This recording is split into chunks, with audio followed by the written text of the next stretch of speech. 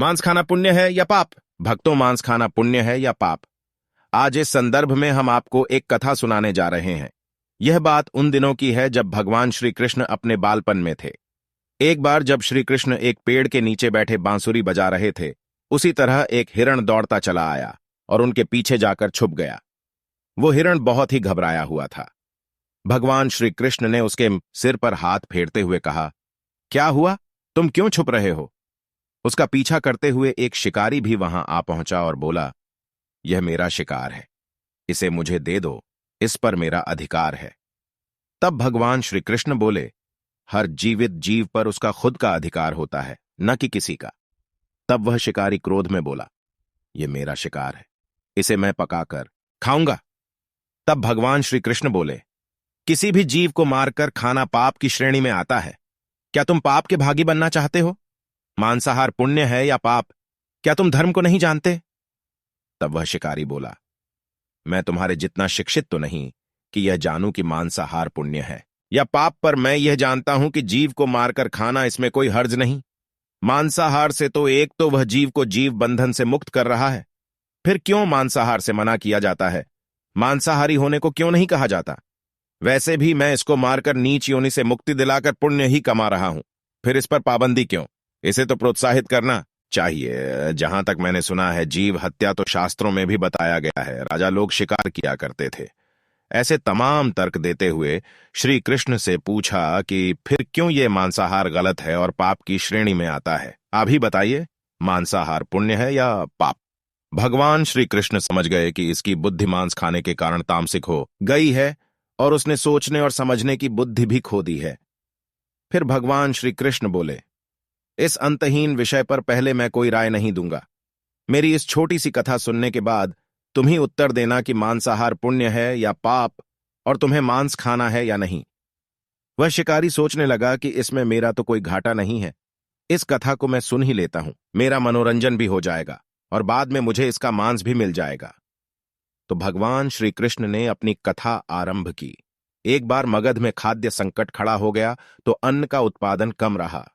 राजा को चिंता हुई कि यदि इस समस्या का शीघ्र निदान नहीं किया गया तो संरक्षित अनाज कोष भी खत्म हो जाएगा और संकट भीषण हो जाएगा। तो सम्राट ने अपनी राज्यसभा में पूछा, देश की खाद्य समस्या को सुलझाने के लिए सबसे सस्ती वस्तु क्या है?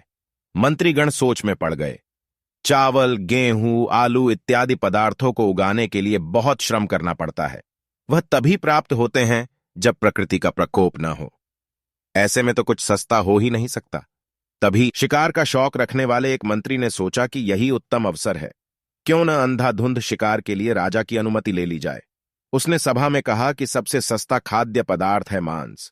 इसके लिए धन का खर्च भी नहीं है और पौष्टिक खाना भी मिलता है। सभी सामंतों ने इस बात का समर्थन कर दिया, लेकिन मगध के प्रधानमंत्री अभी भी चुप थे। सम्राट ने पूछा, प्रधानमंत्री, आप चुप क्यों हैं? आपने कोई अनुमोदन नहीं किया, आपका क्या मत है? प्रधानमंत्री ने कहा, मैं यह नहीं मानता कि यह कथन सही है कि मांस सबसे सस्ता पदार्थ है। फिर भी इस विषय पर मैं अपने विचार आपके सामने कल रखूंगा। प्रधानमंत्री उसी रात मांसाहार का प्रस्ताव रखने वाले सामंत के घर पहुंचे।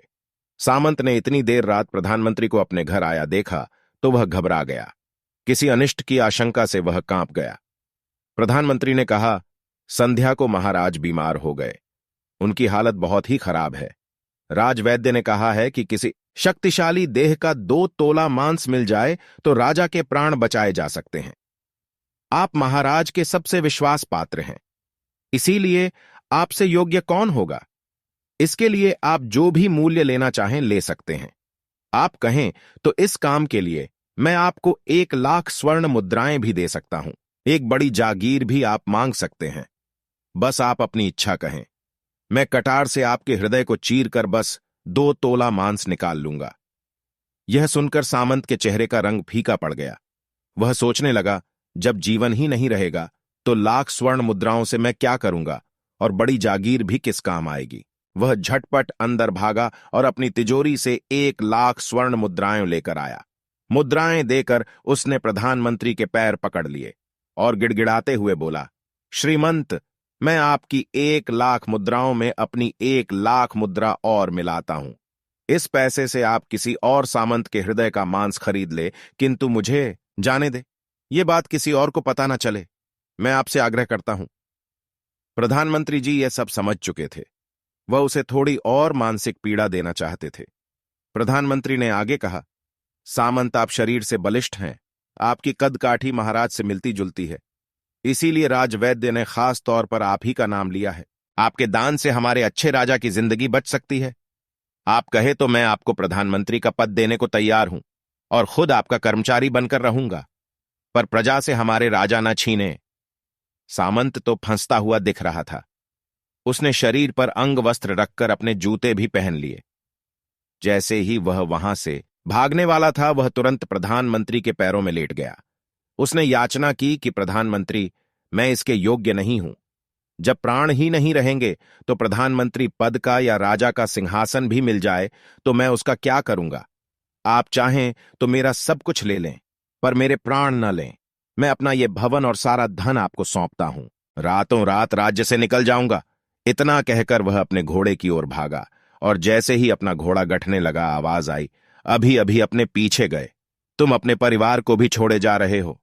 सामंत बोला, मेरे प्राण से प्रिय कुछ भी नहीं है। जब जीवन ही न रहेगा तो कुटुंब का क्या करूंगा। जीवन रहा तो ऐसे ही सुखी रह लूंगा। इतना कहकर घोड़े पर छलांग लगाकर बैठ भी गया। वह अभी चलने को ही था कि प्रधानमंत्री ने घोड़े की साख पकड़ ली।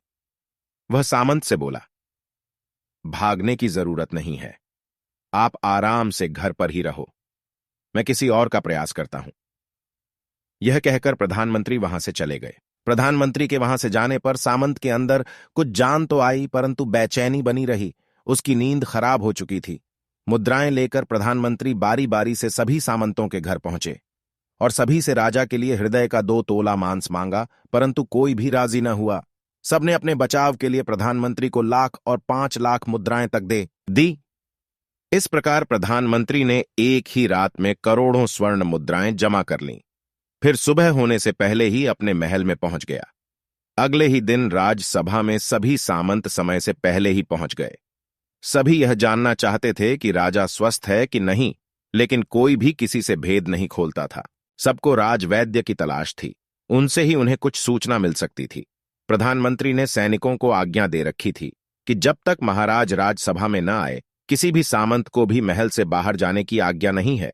राजा सभा में अपनी चिर परिचित गति में आए और अपने सिंहासन पर आकर बैठे। सभी सामंतों ने देखा, कहीं से भी राजा उन्हें अस्वस्थ नहीं लगे। उन्हें तो कुछ हुआ ही न था। प्रधानमंत्री ने उनसे झूठ बोला। हर सामंत के मन में यही विचार चल रहा था, पर कोई भी किसी और को कुछ भी न बोल रहा था। तभी प्रधानमंत्री ने राजा के समक्ष 1 करोड़ स्वर्ण मुद्राएं रख दी।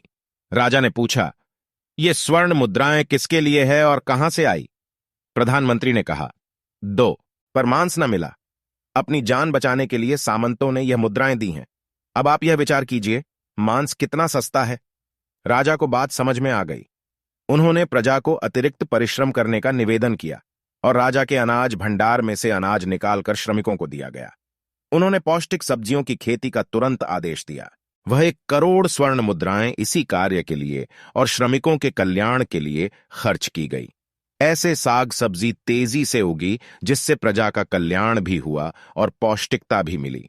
कुछ समय बाद मौसम अनुकूल हुआ और खेती लहलहाने लगी। इस प्रकार राज्य से खाद्य संकट दूर हुआ। तो मित्रों, जीवन का यह मूल्य भगवान श्री कृष्ण हमें इस कथा के जरिए समझाना चाहते हैं कि हम यह न भूले कि जिस तरह हमें अपनी जान प्यारी है, उसी तरह सभी जीवों को अपनी जान प्रिय होती है। अपने दिल से जानिए पराये दिल का हाल। यदि संसार के संबंधों से मुक्त करने का तर्क सही है, यदि जीव हत्या जीव को संसार बंधन से मुक्त करने का तरीका है, तो अत्याचारी द्वारा किया गया नरसंहार भी मान्य है। वह भी ये तर्क दे सकते हैं कि वह लोग जीवन के कष्ट से आप लोगों को मुक्त कर रहे हैं। अगर उसके लिए वह जीवन बोझ होता तो कभी भी अपनी जान बचाने के लिए संघर्ष नहीं करता, आपसे भागता नहीं। जो आपके सामने असहाय हो जाता है, उसे प्राण गंवाने पड़ते हैं। जिन जीवों को मारकर आप खा रहे हैं, उन्हें तो प्राण बचाने का अवसर भी नहीं मिलता। बर्बरता सिर्फ वही नहीं है जहां सिर्फ मानव का रक्त बहता है। बर्बरता उसे भी कही जाती है जहां स्वार्थ के लिए किसी जीव की हत्या कर दी जाए। हम अंत समय में जिंदगी भर के पापों के लिए जिंदगी भर सुकर्म करने की कोशिश करते हैं, परंतु हम यह भूल जाते हैं कि जब वह जीव हमारे लिए काटा गया और हमारे लिए तड़पा, उसका श्राप हमें इस जीवन में ही नहीं बल्कि अगले जीवन तक नहीं छोड़ता। परमात्मा से यह ज्ञान पाकर शिकारी परिपूर्ण हो गया और उसे ज्ञान की प्राप्ति हो गई, और वह जान गया कि महानता जीवन लेने में नहीं बल्कि जीवन देने में है। शिकारी भगवान के आगे हाथ जोड़कर वहां से चला गया और उसने कसम खा ली कि वह अपने संपूर्ण जीवन में किसी को भी कभी चोट नहीं पहुंचाएगा। तो दोस्तों, कैसी लगी आपको हमारी यह कहानी? कमेंट जरूर कीजिएगा।